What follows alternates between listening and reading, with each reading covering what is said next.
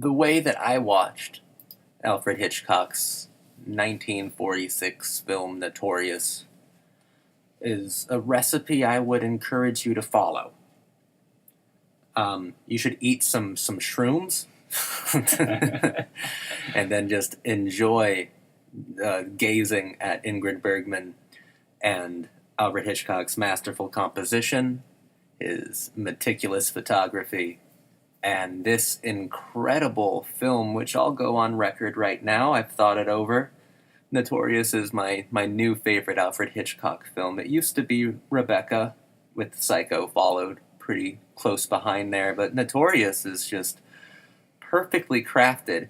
And I think that Ingrid Bergman, I know she was also in Spellbound a year before this, but this is truly the film that she's remembered most for with the director, and I think she's an anomaly for the director, for an artist who's mostly known for his Suicide Blondes, for people like Kim Novak and Janet Leahy. This woman is one of the most famous and most beautiful brunettes in cinema history. And my God, I was incredibly high, and I just loved looking at her, I don't know, creamy complexion beauty. It was just marvelous. So that is also my initial response. We're going to dive into an analysis, a discussion. I'm here with my friend David, and we're gonna crack open this Hitchcock vehicle. Yeah, so I'd like to point out that Hitchcock himself was sort of against this type of analysis, more specifically, especially when it came to politics and anything politically related. And he was a genius. He didn't have to. And his film piece here, Notorious, is a little less known as far as political narrative is concerned because it's talking about other deeper things. He's also very well known for some type of political narrative in Vertigo. And I really enjoyed Vertigo. It's probably my favorite film by Hitchcock. At the same time, I was blown away masterfully by how well, and just like it was effortless, and it was very smooth and seamless in how he filmed Notorious. Yeah. And more specifically, how he compositionally developed. And my analysis certainly isn't going to be political in the slightest. Yeah, I latch me on neither. to the more primal, Mm-hmm. the complexities of just human nature that he tries to get across. Because when I think of Vertigo, I think just specifically of a tale of male obsession to its ultimate chaotic and colorful ends. And Notorious is also, it's not a tale of male obsession, but it's a tale of a woman being, the best word I can think for it is misused, even abused. By Devlin, played wonderfully by Cary Grant, who would become a Hitchcock regular. Right. And this is unwittingly by Devlin. It's really, to me, it does have a political nature to it, because you could look at it as the lengths that a government will ask its women to go in service of its country. But also, if we get down to the human element, it's the lengths that Cary Grant's character is asking her to go, which is as deep as you can go undercover. You want to just go over the plot in a really basic way real quick? Yeah, sure. So the opening of the film starts off with, it's sort of a little bit of a job, and it's got this sort of like robotic undertone to it that Cary Grant specifically brings to the table. And then that turns into an actual, like, sort of a pseudo-romance, really. Pseudo-romance. Yeah. I love that you said, like, kind of a robotic suaveness. Because, the first time we see Devlin's character, we're fixated on the back of his head for at least 15 to 30 seconds before he even animates himself and starts moving. But that kind of automaton, it's actually carried over with the title card that we see, which is a bunch of numbers, this date, this time, this place, like a bunch of different just numbers, which is very strange, because I think that's a misdirection from Hitchcock, at least, because we come to know Cary Grant as a man who's full of emotion as well. Yes. And so that's why I brought that up first, is because the pseudo-romance sort of played its way into a real romance, didn't it? To a degree. Well, absolutely. But I bought into the romance pretty quickly. I mean, I think we're supposed to be like Devlin. it was no accident to cast Ingrid Bergman, who is considered one of the most beautiful of the old movie stars, because she most certainly is. And Devlin's lines of "It wouldn't be hard falling in love with you," that kind of thing. Like Devlin was almost hopeless in that respect, in that regard, too. And yeah, Sorry, go ahead. What were you gonna say? oh, nothing. Oh. Probably just drone on about Ingrid Bergman's like lips. She is incredibly beautiful. I really enjoyed her performance. And For that's a lot of the other reasons. thing. Yeah. She was actually like, it's not just like a screen goddess. She was incredible. This was an incredible performance from her. Mm-hmm. A very dynamic one. Was much more demanding than Cary Grant's performances. She had to jump through several emotional ringers. She sure did. And I actually cared about her so much throughout the development of the film and her character. And in the opening scenes, the Hitchcock purposefully puts her off to be this sort of like drunk, and that plays later on, plot wise. And that the fact that he included that, and then he played on that, was to me a masterful stroke, because Hitchcock knew that was like, it was so effortless. It was masterful. I was just so blown away by the fact that I didn't even think to use that kind of alcoholism in a more serious way.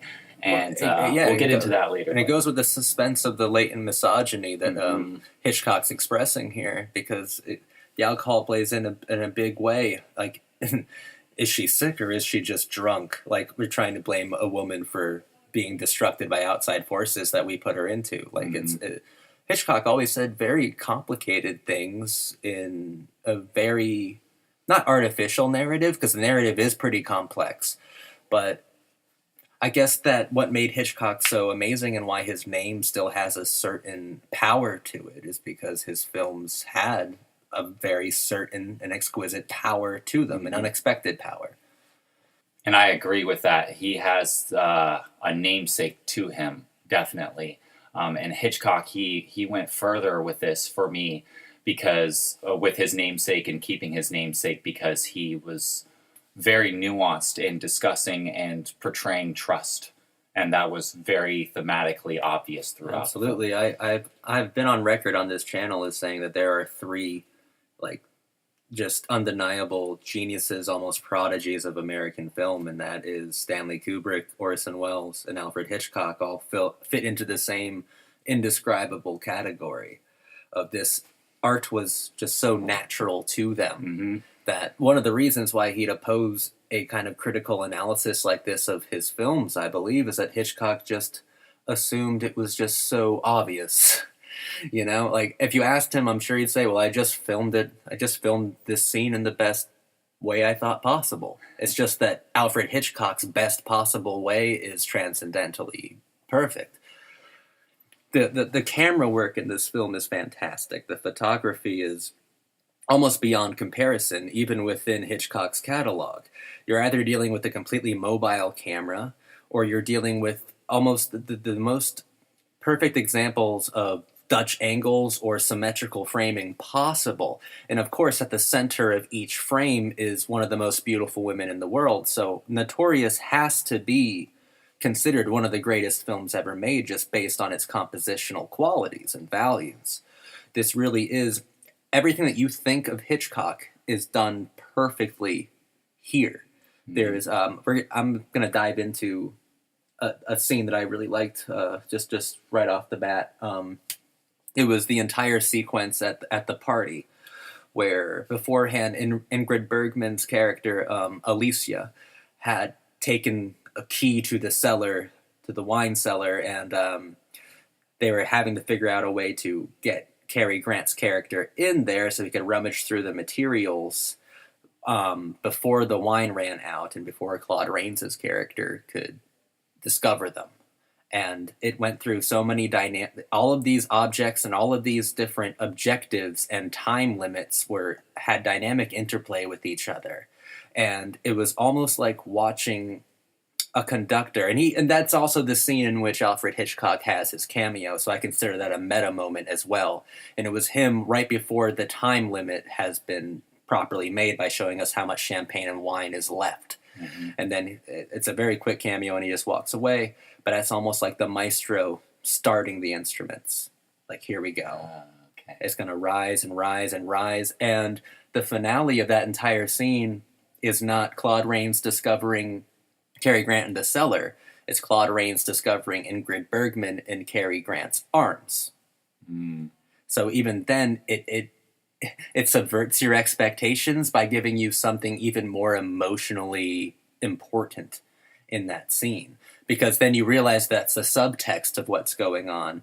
That is truly what they're afraid of being found out, is their love for each other. So that was also in the play of things the entire time. It was just not on our minds. And Cary Grant also chose to grab her and embrace her and kiss her as a cover for what they were doing. So it's a cover on top of a cover on top of like an undercover lie. Mm-hmm. So, I mean, the complexities of that scene alone, I think, defeats the shower scene in Psycho. I think defeats nearly any suspenseful moment in an American film, De Palma films included. Because I was truly on the edge of my seat when I was in that particular moment watching that. And I was blown away by how, like, the music was so just on point. It really was. And it was just a build-up, a crescendo, really, of all of this type of emotional fear and distrust happening all at once. And it was not only a fear and distrust that was intimate, but it was also very relatable. Yes. And so that was, to me, a very crucial turning point in my analysis of this film. And obviously I'm not doing that as is. Like, I'm not analyzing it during the process, because I'm more intuitive when it comes to analyzing a more masterful film like this. But it was definitely there. Like, I definitely got this creeping, like a not necessarily like a dread, but like a realization that things were like deeper were being said. And so those deeper messages remain to be evaluated. And I was just really starting to feel that right at that moment. And so that it was a very powerful film. Scene in the film. But another particular scene that stuck out for me was how Alicia transferred the key and hid it. Yeah. That was beautiful. So, and that was like a symbol happening all at once, a motif at the same time. It was happening behind his back, and she was shifting her hands with the key, and she was hugging him, and it was like this sort of like pseudo love for this man, Alex, and really what was happening underneath was much deeper. Deeper, and that's like the warm up to the symphony that is the party, and then the denouement, the conclusion to that symphony, to that orchestra, is Claude Rains's Alex leaving the keys out on the nightstand, and then waking up in the morning and seeing that the key has been put back. And he was testing her, and she failed.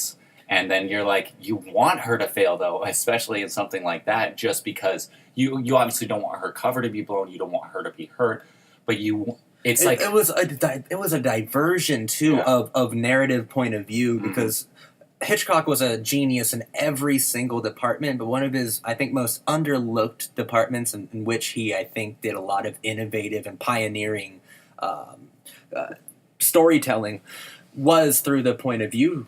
And that scene completely diverts our point of view into Claude Rains' character. And for a second, we feel like, oh, God, my world would be turned upside down. I mean, from that moment, we're in the maybe 3 minutes of Alex figuring out that she is an American spy, we are now really feeling the dread of waking up and realizing that your wife next to you is lying to you.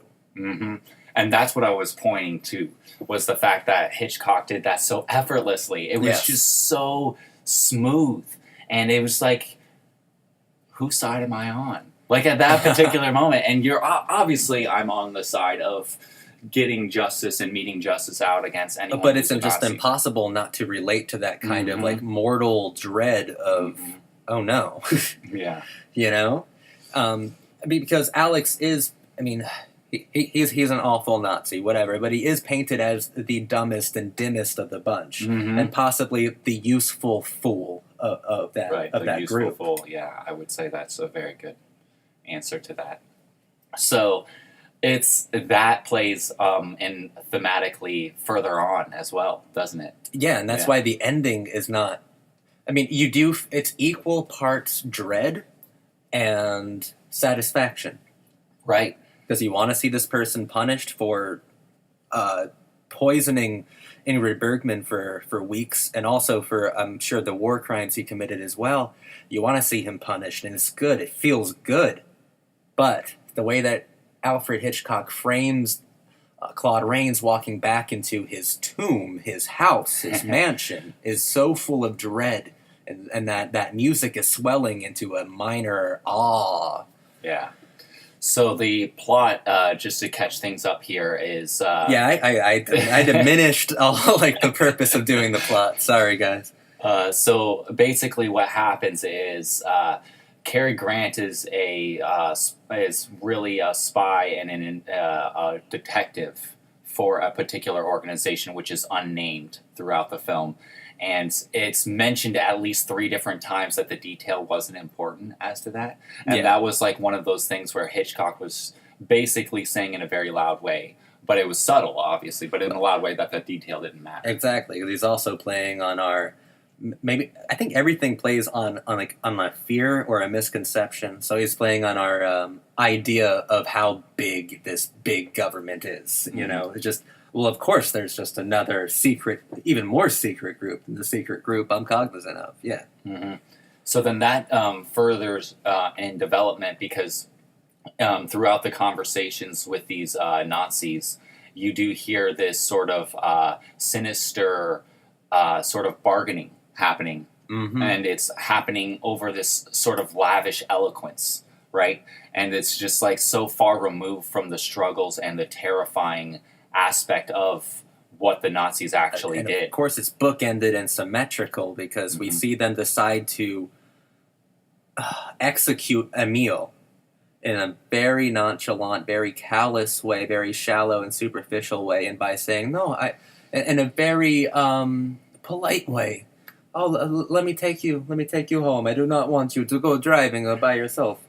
So that way it makes the ending, which he bookends with, Alex, come inside. We should have a conversation. Right. The nicer they sound, the more villainous they truly are. And that was really, really well done. So that, the fact that we both saw that, the fact that we both felt that, I know that Hitchcock wanted that there. So that's one thing. And then there's also the fact that he focused on the key at least 4 separate times. Yeah. Yeah. And then I think in the very beginning, it's 4 o'clock, isn't it? Mm-hmm. So the number 4 is referencing a sort of like quasi message, isn't it? Yeah. So this gets further on in the plot, and this develops the plot as a result. And so it's Hitchcock, is doing this on purpose, and I'm seeing this, that he has this sort of like, it's almost like he doesn't even care that the plot's going. Like, that's just like how good it is. Like, Absolutely. It just there, but he's like, I guess it's there, but I'm trying to show something deeper, and what he's showing is how trust is so fragile. And that's where I think he's really done a phenomenal job. And also, trust is earned. Mm-hmm. It sure is. Cary Grant, and vice versa. Our 2 main characters, our lovers, earned each other's trust by being passionate human beings to each other, by being what each other wants them to be. It's earned. And even that key has a lot of poetic symbolism as well. I mean, there are 2 separate kind of like sexual symbolic elements you can draw from just the key. Ingrid Bergman is also withholding a key from Alex, and that's the key to her soul.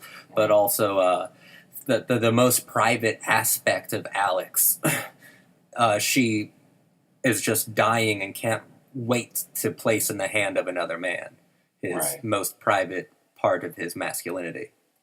I want to, if you don't mind, I want to move away from any psychodynamic or psychosexual analysis, because I know Hitchcock specifically has said something against that kind of analysis. Well, I mean, And Hitchcock has said things against any videos like this. absolutely, absolutely agree. And I do respect And that. fuck him, he made Psycho. What do you mean? Like, he can't be against psychoanalysis when you've made Okay. films about psychoanalysis. Sure. And I think that is important. You are welcome to that. Yeah, death of the author, bro. Yeah. hmm I just don't know a lot, and that's why I'm not saying anything in this regard. That's all. Oh, that's totally fine. It was Yeah. just a throwaway point anyway. It wasn't something that like I'm really taking away from the film. Yeah. It was just a throwaway mention that there are some poetic elements involved as well. Oh, Because, I I mean, agree. The first part of that, like the key to her soul, that's just a romantic symbol. There's nothing really psychosexual about that symbol there. Mhm. But the second part, the cuckolding part, which also works both ways. I mean, Cary Grant is willingly cuckolded. That's true. That's true. Sadly true. And there's, like I said, I'll move away from that just because I don't know what I'm talking about in that regard, and I don't want to like come off as ignorant. I'd rather just not say anything. But I wanted to move on with the plot and talk about I wanted to talk about how integral that key was, and why Hitchcock did it 4 separate frames, 4 separate scenes, because in each scene it's like a deeper layer of complexity, and that's one of them. Mm-hmm. That is one of the 4, and the other 3 being there's this sort of like political message which is undertoned by class struggle, and I would not associate Alfred Hitchcock in any way, shape, or form with doing something like that. But at the same time, I feel like he was masterful in the respect that he didn't even have to say it obviously, right? And so then that's there. And what I'm trying to say more specifically is the key itself is this sort of motif of how it's being discarded, how it's being used. It's actually being used. Trust is being used. And Right. then that is a very meta way of saying and talking about trust. Yeah. And so that's what I'm really getting at. And so moving forward with that is then subverted, and then it's taken to be this sort of plot device, right? And then that develops, and that's right when the party scene pretty much opens up. But no. I know a lot about Hitchcock too, and he's not against psychosexuality at all or psychosexual readings, because food in every one of his films is erotic psychosexuality. In every single one of his films, that's a reoccurring symbolism. Okay. In this film, she made hot chicken for him. She Sure. was wet for him, but then she had to agree to become an agent, and she becomes cold and dry and tasteless. Like, there's a lot of psychosexuality in his films, so just... Okay. Yeah. All right. I see what you're saying. Okay. Yeah, see, there's my... I mean, that reading has to be involved. Okay. Because that's overt. He does that in every one of his films, too. If there's a character eating, there's normally something sexual going on under the surface. Okay. He was a big guy. He loved his food. Yeah, that's true. That's very true. So there's that, and that's part of the, I guess, beginning 20 minutes, right? The chicken. Yeah. Mm-hmm. And then the plot moves forward with the actual, just like you said, it's this sort of like tasteless, jobless, soulless activity that is going on underneath and trying to mete out justice. And Hitchcock knows this because later on, he's sort of criticizing that, isn't he? He's sort of criticizing. I think so. Like, Yeah. right off the bat, even. I think he's definitely criticizing it. Mm-hmm. But how would you analyze Ingrid Bergman's objectives in this movie? What do you think of her as a character and what she's been asked to do by the man that she loves? I think it's very revealing in specifically in the attitudes of how women were viewed back then, And I think what was phenomenal about that was that Alfred Hitchcock was turning it on its head, that a woman can be trusted and a woman can do an amazing job. I love that you said it like that, Yes. because it made me immediately think of because that's also part of the arc of I think Hitchcock, because I think his own direction realizes that later on, because the film, she's initially framed as a very reckless, very inconsiderate woman driving with hair in her eyes. You know, women can't even drive well. Right, They get exactly. over emotional when they drink, but she ends up being the most selfless character, who gives the most for the benefits of others, for the benefit of one specific man in particular. And then halfway through the film, you immediately see what is on the table, and that these Nazis do not have any safe regard or any consideration for the lives of other people. What matters most is the agenda. What matters most is their personal lavishness.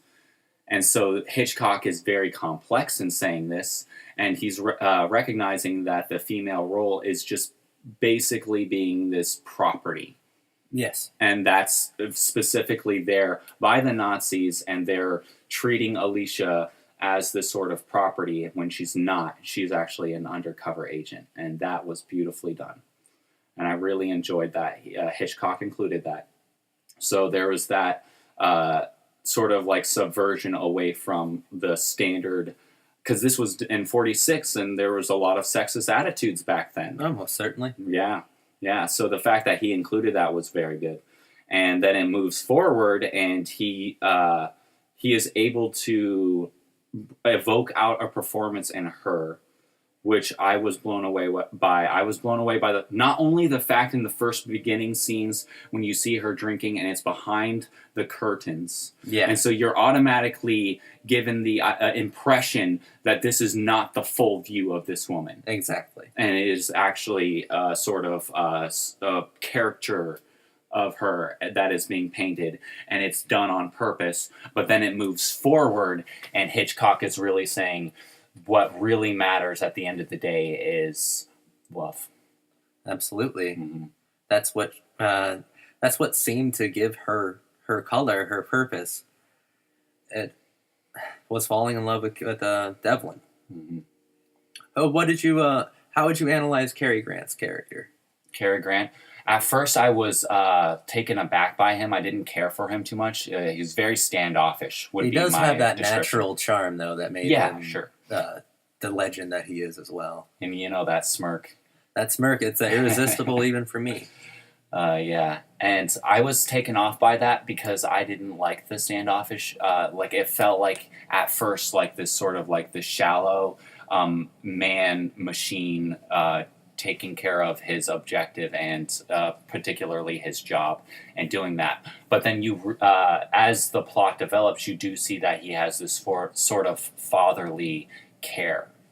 And he does have this sort of, as well as a husband quality to him. Loves her more than anything. And and that was authentic, and I felt that. And I can't watch any Cary Grant performance without being reminded that one of Cary Grant's quotes that he gave to his biographer was, "I wish I was Cary Grant." Because Cary Grant was very smooth on screen, but he was full of sensitivities and insecurities. So every time I watch a Cary Grant character, my mind kind of injects those insecurities and sensitivities into the character that I'm watching, which kind of makes it more dynamic. I know that that's not a fair way to assess his acting ability, but knowing that extra context helps me see more depth in what would normally be a pretty straight character. But I do think Cary Grant was an actor who brought a good amount of complexity to his roles, because Cary Grant is also supposed to be the male point of view for this film. Males are supposed to watch this film and be worried about this beautiful woman's decency, integrity, and livelihood. And Cary Grant is the one who's willingly putting her into the most dangerous and erotic situations possible.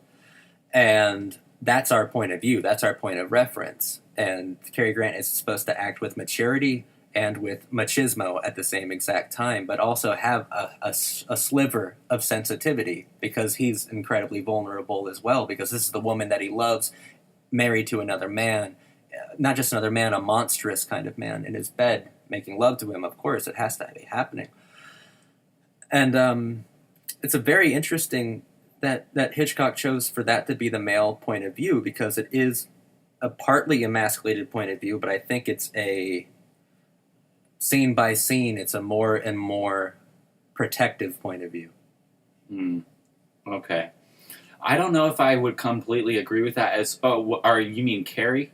Cary Grant. Protected? Oh, yeah, Cary definitely. Grant. I agree with that. If I misspoke, I was talking about Devlin the entire time. Oh, okay, if I misspoke. Yeah, I thought for a second you were talking about Alex. I was like, that very... No, not talking about Alex. Not talking about it. My bad. So that was my misunderstanding. Yeah, I absolutely agree. I think that he did have this nurturing quality to him, which opened up, and I respected that performance. I respected the fact that he was able to imbue that, and that I could feel it, and it felt authentic. So absolutely, and I think that if you boil this film down to its base materials for a 1946 film, if you walk away just thinking that the point of it is that we need to better protect our women, then that's a good thing to walk away with. Okay, yeah, I can agree with that. So I think that was one of the 4 trust messages. Yeah, that was the most obvious one. The second one being the key being passed around as much as it was, and that's leading into this idea of how, I guess, really infidelity is being used in this sort of power struggle, isn't it? And that is, I think, another more complex message that is happening throughout, and that does require a psychosexual analysis, so that I have to respect and take heed to. And the third quasi-trust was, again, I mentioned earlier, but the fragility of trust and trustworthiness. But finally and ultimately, Hitchcock is talking about authentic trust. And I think that is where this film sets itself apart from other films, because he gets more to the nature of what it means to be an authentically trustworthy person. And that is so mind-blowing for me, that he was able to capture that ethos.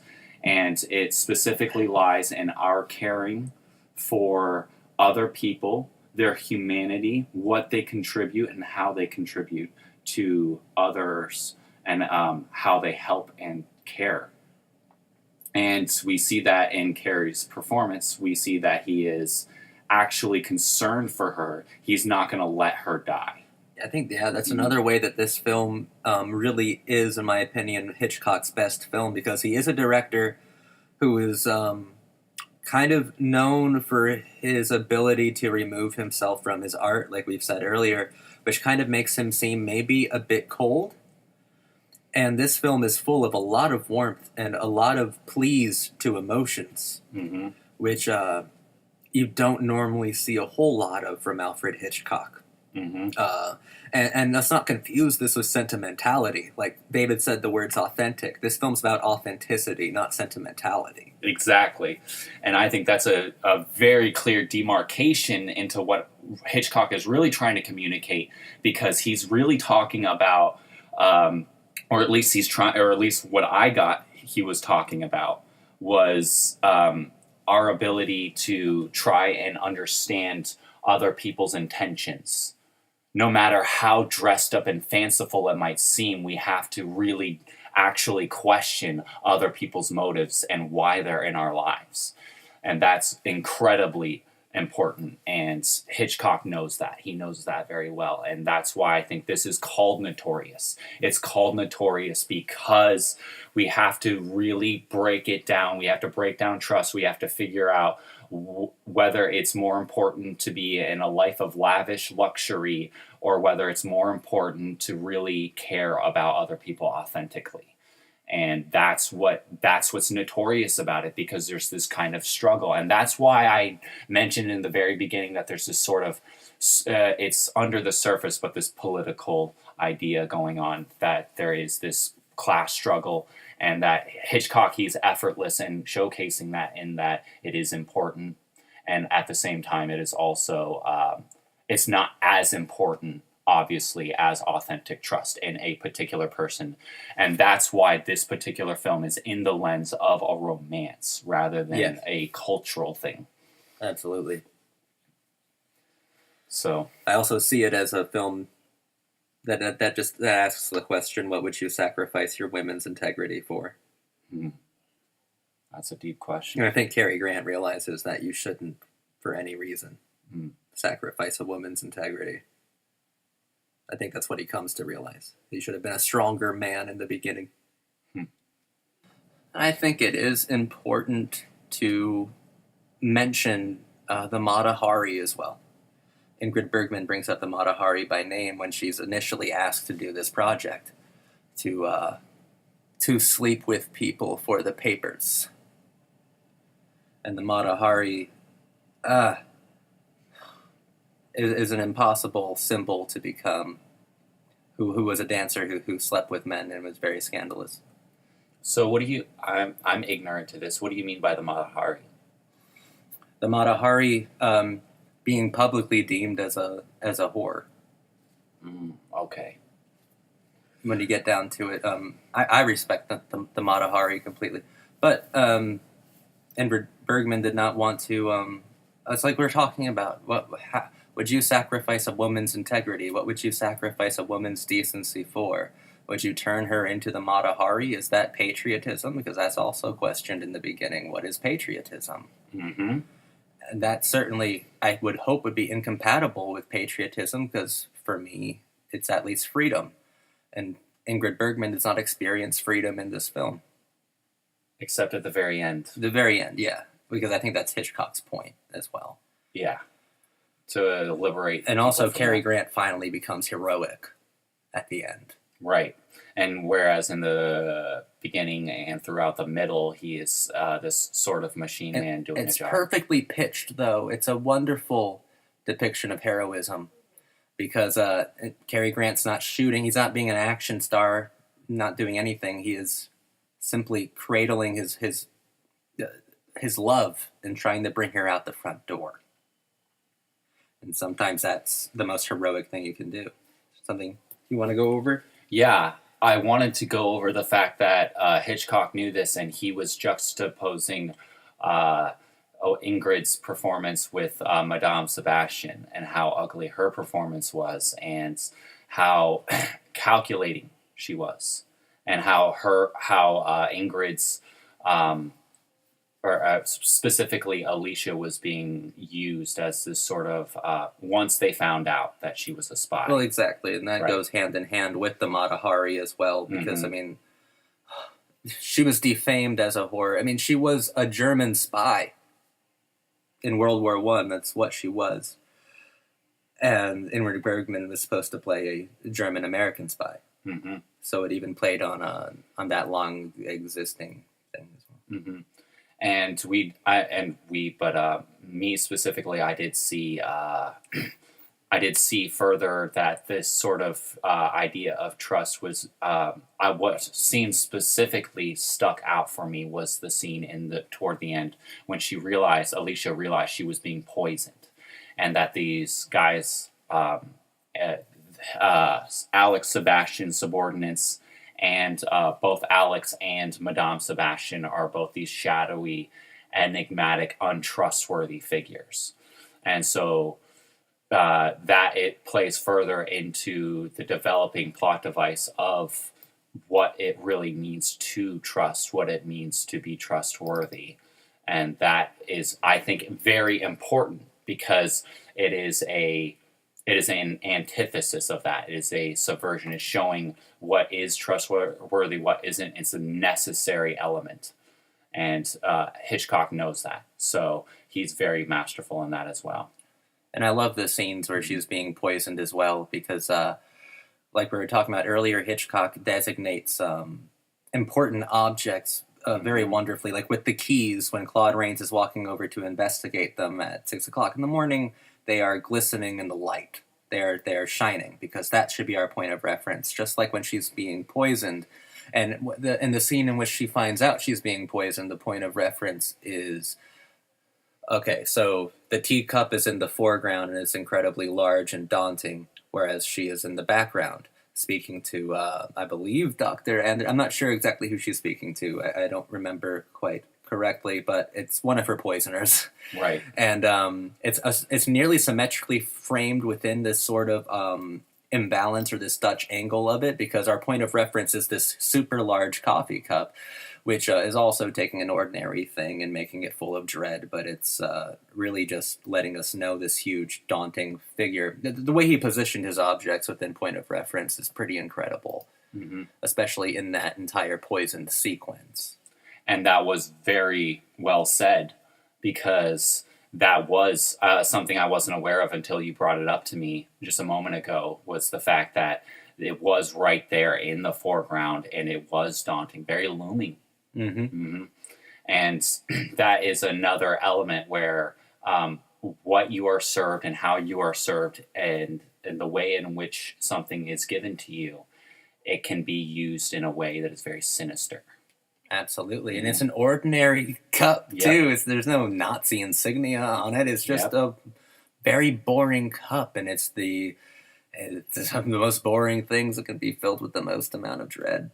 And that's something that's another masterful element that Hitchcock included, that there was a lack of political symbolism throughout. And that was on purpose, and I know that Hitchcock does that on purpose because he wants you being us, the audience, he wants us to realize that there's something deeper being said, and that the political message should not be confused with that deeper message. Absolutely. And the deeper message being what is authentic trust. And I do think it's worth mentioning that, yes, Alex is... punishment is meted out with him. He will receive punishment during that film. But the darker, more imposing figures, I'm not sure if justice will find them. And that's a scary fact, isn't it? Absolutely scary fact. And Hitchcock repositions his film so that what matters right now is this woman's safety and this woman's integrity, more than the mission. And I'm so glad that Hitchcock decided to not necessarily save her like she's a damsel in distress, but because anyone in she that was an incredibly situation, strong character. hell yeah, she was. Yeah. And the fact that she knew it and the way she handled that and how smoothly she was able to tell Cary Grant, as well, Ingrid's character, Alicia, was able to tell him that she was being poisoned, I think was very good. Devlin was really taken back by that. Like it was revealed to him just then what was really at stake. And so that being included in there was very good. Exactly. And of course, when you love someone, their fate becomes your own as well. And I don't know, Cary Grant's performance was very good because I felt a lot of like compassion and hurt from him near the end of the film. From Devlin? From Devlin. Yeah. Yeah, there was. And I think that's one of those elements of trust that does need to be a part of the trust dynamic, is having that actual authentic concern for someone else's well-being, someone other than yourself. And in fact, the key is so important that the original posters for the film has the silhouette of a key around them as they're embracing, which I think is really clever. And it shows even further that trust is more important than this sort of like love affair that's going on, because isn't that the case? Yes. The case is that what matters is our safety and our well-being.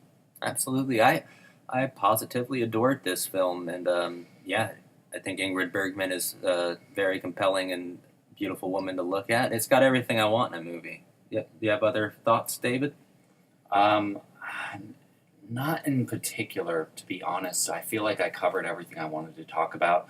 I did want to do one more thing. Dr. Anderson, I know that there's this like sort of this subplot happening underneath the surface of this international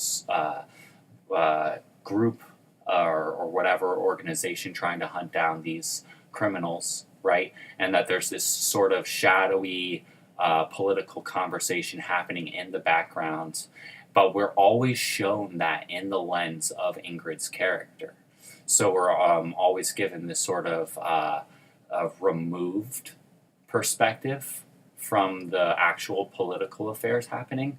And we can clearly see that there is sort of, what am I trying to say? A sort of Hitchcock is taking note of that and heeding and not trying to put up an obvious political and overt political message. And that adds to the film's integrity, adds to the film's authenticity. Absolutely, for all of its moving parts. Away. Yeah. Hitchcock was so good at synchronicity. For all of its moving parts, nothing about this film is convoluted or overly complicated. In fact, I think it's diluted to its best, most essential materials. And those are materials of trust and materials of dread. And even though this is a spy film, it feels very much like a thriller because it is about fear. Yeah, and that was something else I also wanted to talk about, was how much I was on the edge of my seat, despite the fact there's no action. Like, in a real, like... Oh, there's no real confrontation. Yeah, there's no fighting or anything like that. It's all very dressed up, I would say. Yeah, in fact, I mean, it's almost like Hitchcock is saying that Nazis express their evilness with pleasantries. Yeah, I can see that. And I don't think it's mentioned, but during that party scene, when the bottle is broken and it spills on the ground, and instead of it being wine, it's this sort of like dark charcoal ash, it turns out that that's actually a uranium ore deposit. And that was the analysis by the team of investigators. Right. Who were working with Cary Grant's character, Devlin. And so we do see that there is a serious cause for alarm and concern in the investigation, but at the same time, it's not worth it. It's not worth it to sacrifice people's integrity for that. It's just he was a genius fucking filmmaker, because even that object of the wine bottle serves multiple different thematic purposes. It's a bottle that is falling off the edge, about to give away Cary Grant's position. So it's serving as a tense moment. Then when it does fall, it serves as a plot device to move the film forward. It serves as the ultimate... It serves as the find. Because, I mean, that's an object playing multiple different parts within the same kind of suspenseful, like, incredible sequence. It's just... No. Hitchcock was just a genius, am I right, everybody? I think he was, so I'm agreeing with you there. Absolutely. Any closing thoughts? Yeah, the only closing thought I would leave to this is to just keep an open mind and to rewatch it, because I already want to rewatch this film. And I want to see if in a few years, if I do rewatch this film in that time, or if I'm even able to watch this film in that time, I would love to see if my perspective on things does change, and whether for the better or the worse. And I think that's a testament to being able to understand trust more intimately and more authentically. And the fact that I was able to capture and understand Hitchcock's message of trust and how important it is, and how that is more important than any sort of pseudo-justice at anyone else's hands. But the fact that we should be more human toward each other first. And that way we can build off of that. And then we can create a more just and helpful society for ourselves, for each other. And making sure that someone doesn't become a victim of poisoning or anything like that. So, and the message I'm going to take away from it is to not take the woman that I love and that loves me for granted. And to make sure I never ask her to sacrifice an essential part of herself. That's a good takeaway. I agree with that. Second final thought: marry me, Ingrid Bergman. All right. Thank you guys for watching. Like, comment, subscribe, and share this video. It's been a blast talking about Notorious. It's my favorite Hitchcock film ever made. Hopefully other people agree. Yeah, leave down in the comments below not only what you thought of this film, but what are your top 3 Hitchcock films? What Hitchcock films would you like to see us cover on the channel? There are a few essentials we definitely have to do, but which one would you like to see us do more than any other film? let us know and we'll gladly do it. We like talking about Hitchcock here. So thanks for watching. Yeah. Notorious. Notorious. Yeah, I don't know what.